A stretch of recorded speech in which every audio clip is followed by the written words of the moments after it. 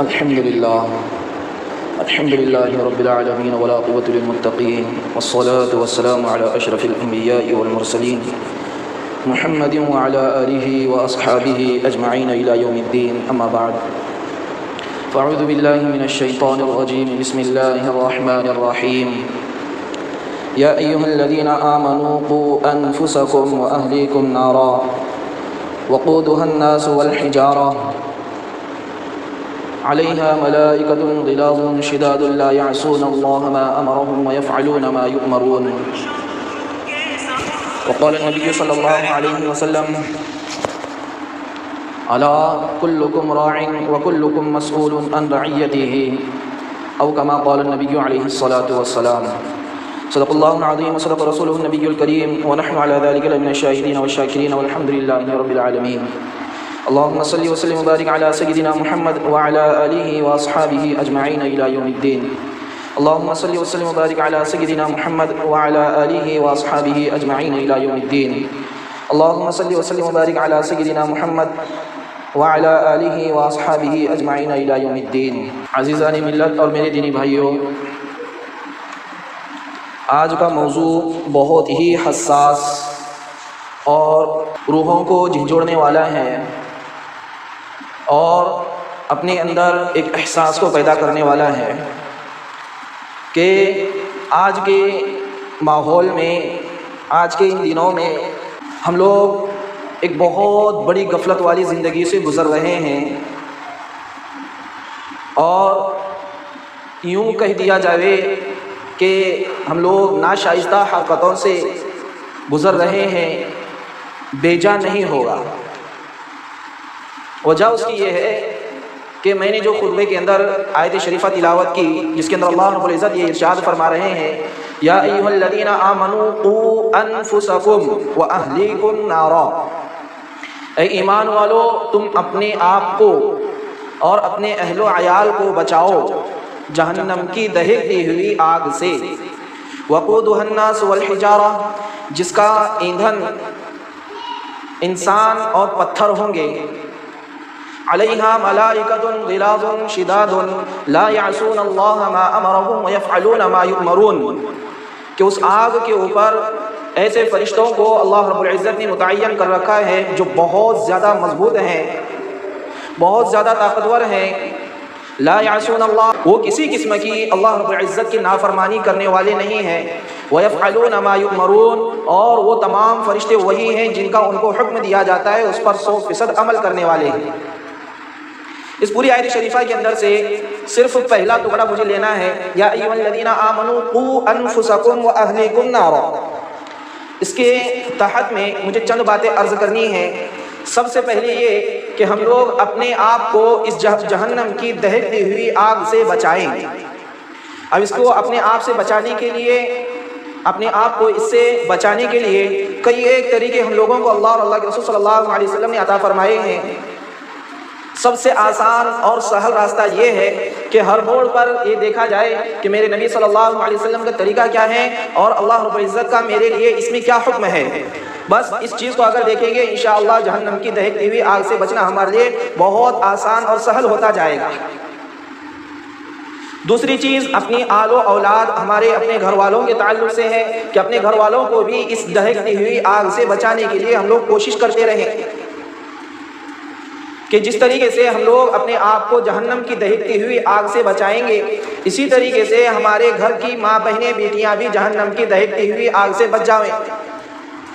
اور تیسری چیز جو مجھے عرض کرنی ہے وہ یہ ہے کہ ہماری آل و اولاد اور ہماری نسلوں کی ہم لوگ فکر کریں اور ان کو جہنم کی دہکتی ہوئی آگ سے بچائیں۔ اور چوتھے نمبر پر ہمارے دوست احباب ہیں، جس میں ایمان والے اور غیر ایمان والے سب ہی آ جاتے ہیں۔ ایمان والوں کو تو اس سے ڈرنا ہے ہی، لیکن غیر ایمان والے اگر ہمارے دوست ہیں، ہمارے اٹھنے بیٹھنے والوں میں ہیں، ہمارے جاننے والوں میں ہیں، ہمارے قریبی ہیں، تو ان کو اسلام کی دعوت دے کر ان لوگوں کو بھی جہنم کی دہکتی ہوئی آگ سے بچانے کی ذمہ داری ہماری ہی ہے۔ تو اس میں جو سب سے اہم مجھے جس عنوان پر کہنا ہے وہ ہے ہماری اولاد کے تعلق سے، کہ ہماری آل و اولاد، آج بہت سارے والدین ایسے ہیں کہ ہماری آل و اولاد کی کوئی فکر نہیں، بہت سارے والدین ایسے ہیں کہ ہماری آل و اولاد کے تعلیمی اعتبار سے کوئی فکر نہیں، تربیتی اعتبار سے کوئی فکر نہیں، اس کے کس طریقے سے وہ اپنے کاموں کو انجام دے رہا ہے اس کی کوئی فکر نہیں، بے فکری کے ساتھ میں اپنی زندگی کو گزار رہے ہیں۔ شریعت نے جتنا بڑا مقام والدین کا رکھا ہے ویسا ہی اس کی کیا ہے اہمیت بھی رکھی ہے، ان کی ویسی ذمہ داری بھی بتلائی ہے۔ ایک مثال دوں، ہم لوگ ایک گناہ کرتے ہیں، مثال کے طور پر جھوٹ بولتے ہیں، مثال کے طور پر جھوٹ بولتے ہیں، جھوٹ بول رہے ہیں اپنے گلی محلے کے اندر، اس کا گناہ ہم لوگوں کو ضرور ہوگا، لیکن وہی کام اگر ہم مسجد کے اندر آ کر کریں گے تو اس کا گناہ اور زیادہ بڑھ جائے گا، اور یہی کام جھوٹ بولنے کا ہی کام یہاں سے نکل کر بیت المقدس میں اگر جا کر بولیں گے تو اس کا گناہ اور بڑھ جائے گا۔ بیت المقدس کے بعد میں مسجد نبوی کے اندر اگر ہم جھوٹ بات بولیں گے تو وہاں پر اس کا گناہ اور بڑھ جائے گا، اور اسی طریقے سے وہاں سے نکل کر مسجد الحرام کے اندر جا کر اگر جھوٹ بولیں گے تو اس کا گناہ اور بڑھ جائے گا۔ جھوٹ ایک ہی لفظ ہے جو ہم گلی محلے کے اندر بھی کہہ رہے ہیں، اور یہی جھوٹ ہم مسجد حرام میں بھی کہہ رہے ہیں، دونوں میں بڑا فرق ہو رہا ہے کہ باہر ہم لوگ جھوٹ بولتے ہیں تو ایک گناہ ہم لوگوں کو ملے گا، مسجد حرام میں اگر ہم لوگ جا کر بولتے ہیں تو اس کا گناہ ہم لوگوں کو اس کو 10 گنا 100 گنا لاکھ گنا زیادہ ہم لوگوں کو اس کو گناہ ملے گا۔ وجہ کیا ہے کہ ہم اپنے مکان پر رہ کر، ایک حدیث شریف ہے اللہ کے رسول صلی اللہ علیہ وسلم کی، اگر کوئی آدمی اپنے مکان پر رہ کر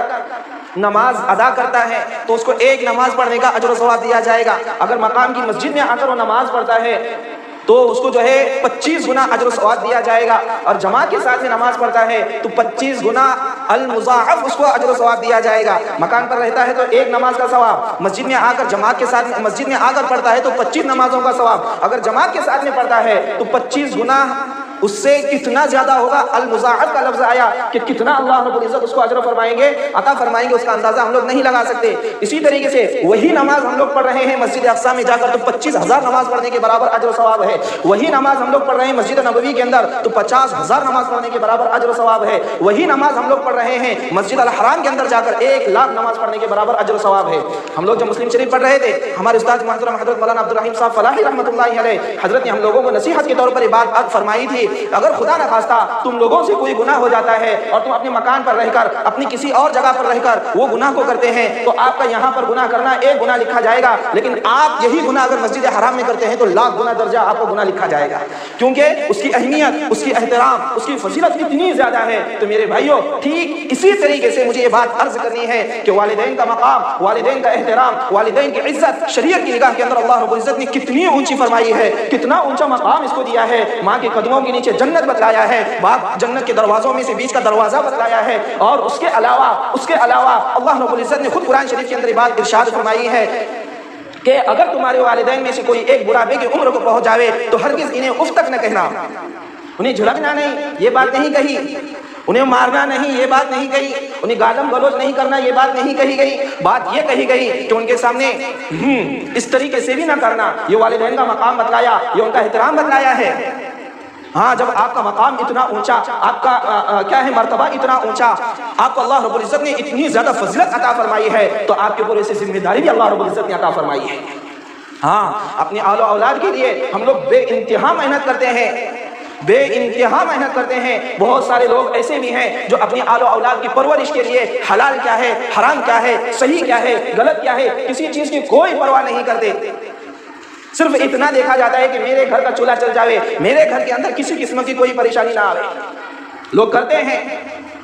اور اسی کوشش کے اندر اپنی پوری مکمل عمر کو بھی گنوا دیتے ہیں۔ بہت سارے لوگ ایسے بھی ہم نے دیکھے ہیں جو اپنی آل و اولاد کی پرورش کے لیے 2 نمبر کے دھندے کر رہے ہیں، جس کو بیاج بٹا کہتے ہیں، بہت سارے لوگ اس کے اندر مبتلا ہیں، جبکہ کچھ لوگ ایسے بھی ہیں جو کہتے ہیں، جیسے کفار مکہ جو ہے کہا کرتے تھے، کفار مکہ کہا کرتے تھے کہ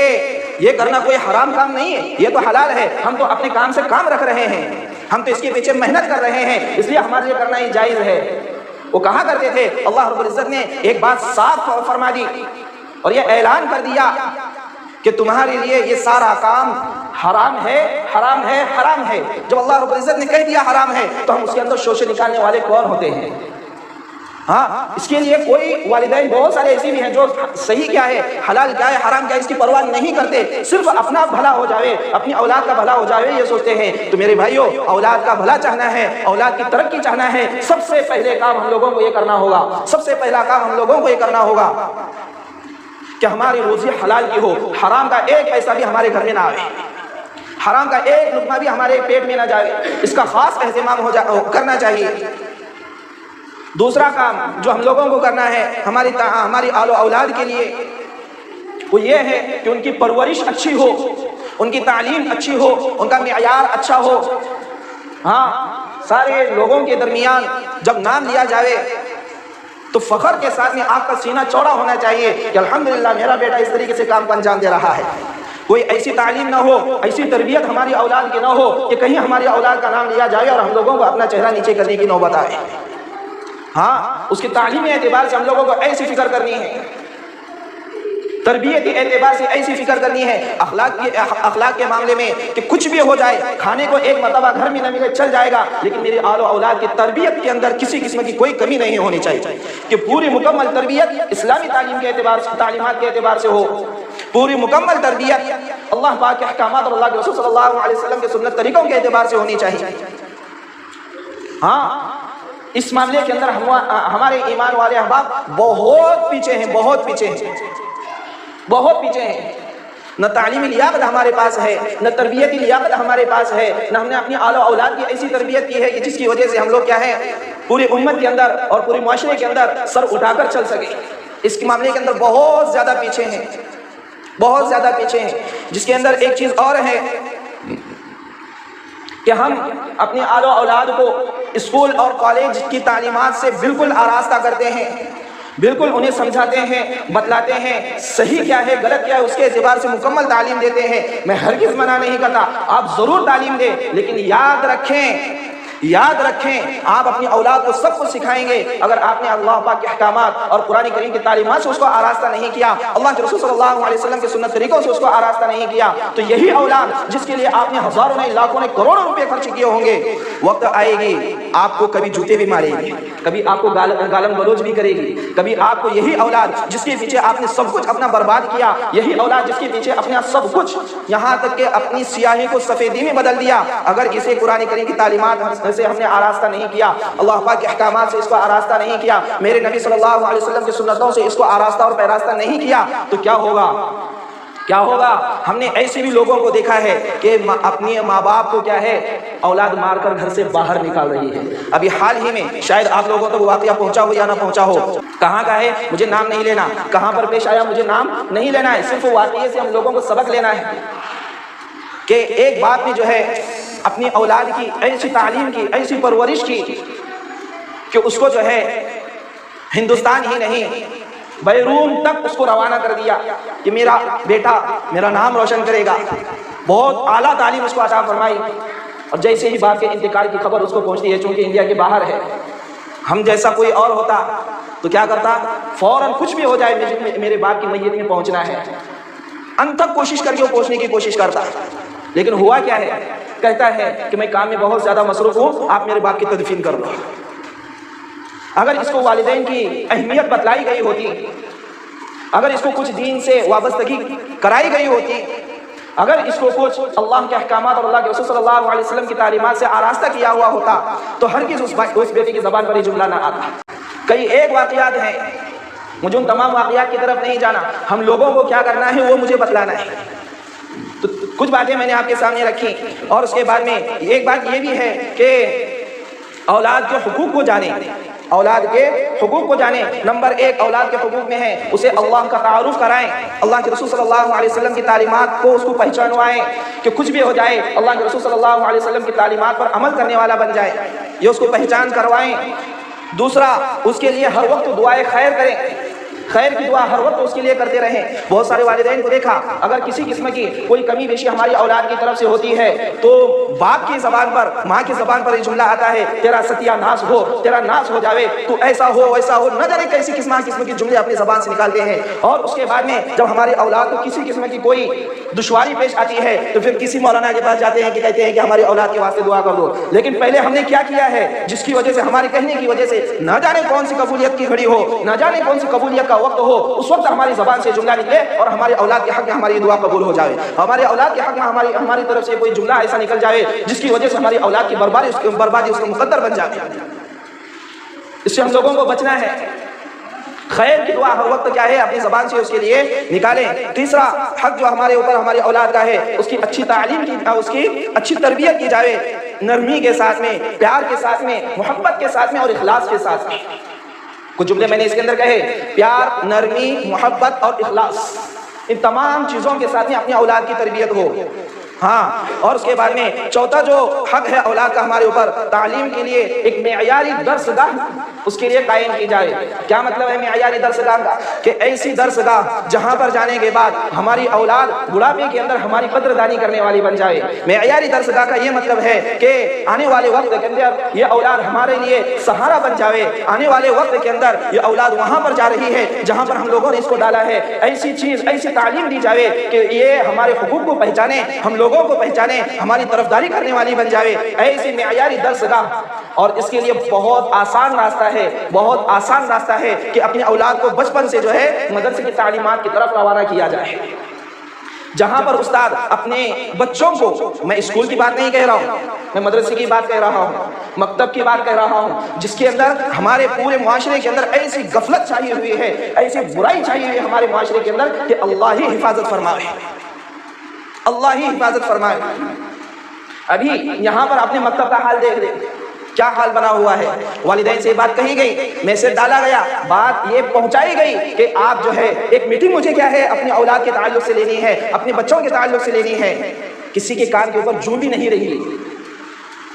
رائے دیں کہ کب ہم لوگ میٹنگ کر سکتے ہیں، کب ہم لوگ جم کر اور جڑ کر بیٹھ سکتے ہیں، کسی کی طرف سے کوئی رائے نہیں آئی۔ ہم لوگ کیا کر رہے ہیں؟ کیسے ہماری غفلت ہو رہی ہے ہماری اولاد کی طرف سے؟ کیا اس طریقے سے ہم اپنی اولاد کو معیاری تعلیم دے سکتے ہیں؟ کچھ اس کا منظم ایک نظام ترتیب دیا جائے، ہاں، جس کے اس ماحول کے اندر آنے کے بعد ہمارا بچہ کیا ہے کچھ عام کا بن جائے، اس کی ہم لوگوں کو فکر کرنی ہوگی۔ اور کون فکر کرے گا اگر ہم فکر نہیں کریں گے؟ ہماری اولاد کی فکر کرنے کے لیے کوئی باہر سے دوسرا نہیں آئے گا، کوئی جبریل علیہ السلام آپ نہیں اتریں گے ہماری اولاد کی فکر دلانے کے لیے، کوئی نبی نہیں آئے گا ہماری اولاد کی فکر دلانے کے لیے، ہمیں، مجھے اور آپ کو اس کی فکر کرنی ہے۔ ہاں، یہ تعلیمی معیار ہماری اولاد کا صحیح ہو جائے۔ اس کے بعد میں پانچواں جو حق ہے ہماری اولاد کا وہ یہ ہے، ان کی اچھی رہبری کی جائے ہر موڑ پر۔ یہ صحیح ہے بیٹا، یہ غلط ہے، اس طرف کو اپنے کو چلنا ہے، اس طرف کو نہیں چلنا ہے، یہ صحیح راستے کے اوپر چلنا ہے، یہ اللہ کے رسول کا راستہ ہے، یہ سنت رسول اللہ ہے، یہ سنت رسول اللہ نہیں ہے، اس چیز کو بتلانا ہے۔ ہم اس کے یہ جب بات میں کہہ رہا ہوں، بہت سارے لوگوں کے ذہن کے اندر یہ بات آ رہی ہوگی، ہمیں خود کو ہی پتہ نہیں سنت رسول اللہ کیا ہے، تو ہم کیا ہماری اولاد کو سکھائیں گے؟ تو اور زیادہ فکر کی بات ہے، پھر اور زیادہ فکر کی بات ہے کہ ہمیں خود کو نہیں آتا تو ہم ہماری اولاد کو کیا سکھائیں گے؟ ہم ہماری اولاد کو کیا سکھائیں گے؟ اور زیادہ فکر کی بات ہے۔ اس کے بعد میں ساتواں حق یہ بھی ہے ہماری اولاد کا، آج کل کے جو حالات میں اور مشکل حالات میں، چونکہ بہت مشکل حالات چل رہے ہیں، ہر وقت، ہر موڑ پر، ہر جگہ پر اسکول کی تعلیمات ہو یا باہر کا ہمارا معاشرہ ہو یا ہمارا رہن سہن ہو، ایسا نہیں ہے کہ ہم اپنے ایمان کو بچا سکیں۔ ایسے ماحول کے اندر ہم اپنی اولاد کو یہ تعلیم دیں کہ اپنی ایمان کی حفاظت کیسے کر سکتے ہیں، اس کی تعلیم بھی دینا یہ والدین کے اوپر فرض ہے۔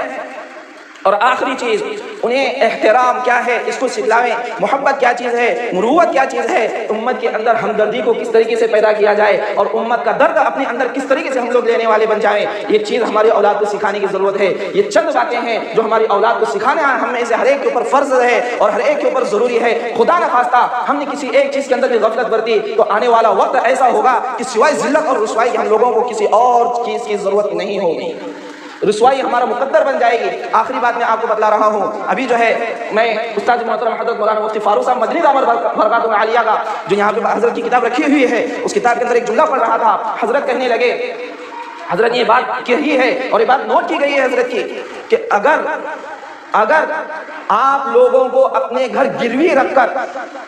آپ لوگوں کو یہ نوبت آ جائے کہ اپنی گھروں کو بیچنا پڑ جائے اور کرائے کے گھر میں رہنا پڑ جائے، اس بات کو پسند کیا جائے اور اپنی تعلیم، مکتب کی تعلیمات کے اوپر زور دیا جائے۔ مکتب کی تعلیم کو اتنا ہلکے میں مت لیں، یہاں پر جو ہے صحیح معنی میں انسان بنائے جاتے ہیں۔ ہاں، یہ تعلیم گھر ہوتا ہے، یہ انسان گھر ہوتا ہے، گھر کی بات نہیں کر رہا ہوں میں، گھر یعنی بنانے والی چیز، فیکٹری جس کو کہتے ہیں۔ ہاں، یہ تعلیم گھر ہوتا ہے، یہ انسانیت کا گھر ہوتا ہے، انسانیت کے گر سکھلائے جاتے ہیں۔ اس کے لیے بہت زیادہ یا ایھا الذین آمنوا قوا انفسکم واہلیکم نارا کے اندر اس چیز کا سب سے بڑا دخل ہے، اے ایمان والو خود بھی اپنے آل و اولاد کو بھی کیا ہے جہنم کی آگ سے بچانے والے بنو۔ اور آخر میں اللہ کے رسول صلی اللہ علیہ وسلم کی جو روایت میں نے خطبے کے اندر پڑھی وہ یہی ہے، الا کلکم راع وکلکم مسئول عن رعیتہ، خبردار ہو جاؤ، کان کھول کر سن لو، تم میں کا ہر شخص نگہبان ہے، اور جو شخص جتنا زیادہ نگہبان ہوگا، جتنا بڑا ہوگا، اس کی نگرانی کے اعتبار سے جتنے لوگ اس کی نگرانی کے اندر آتے ہیں اس کی پوچھ کی جائے گی۔ ہاں تو اس سے ہم لوگوں کو ڈرنا ہے کہ کل قیامت کے دن اللہ کو منہ دکھانا ہے، اللہ کے سامنے ہم لوگوں کی پیشی ہونی ہے۔ اللہ کے سامنے جب ہم لوگ پیش ہوں گے تو کیا اللہ کو چہرہ دکھانے کے لائق ہے؟ اللہ رب العزت سے دعا ہے کہ اللہ پاک ہم لوگوں کو جو ہے دین کی صحیح سمجھ عطا فرماوے، اپنی آل و اولاد کی مکمل فکر کرنے کی توفیق نصیب فرماوے، اللہ پاک کے احکامات اور اللہ کے رسول صلی اللہ علیہ وسلم کی سنتوں کو اپنی زندگی میں لانے کی توفیق نصیب فرماوے۔ آمین وآخر دعوانا ان الحمد للہ رب العالمین۔